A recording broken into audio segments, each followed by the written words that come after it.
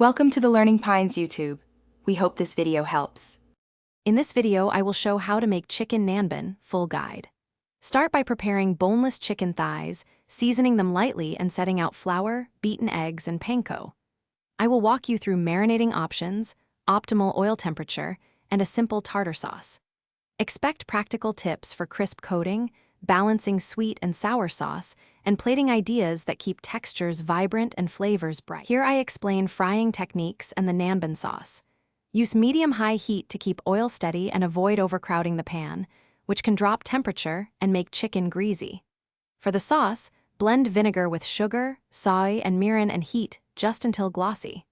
Toss warm chicken in the sauce for a few seconds so it soaks up flavor without losing crispness, then rest briefly before serving. Now I cover tartar and plating so your chicken nanban sings. Mix mayo with chopped pickles, minced onion, capers if you like, and lemon juice to taste for a creamy contrast. Plate slices over shredded cabbage or steamed rice, spooning extra nanban sauce and dolloping tartar on top. I share tips for keeping coatings crisp and how to reheat gently so leftovers stay tasty and not soggy. Thanks for watching. Consider subscribing if we helped you.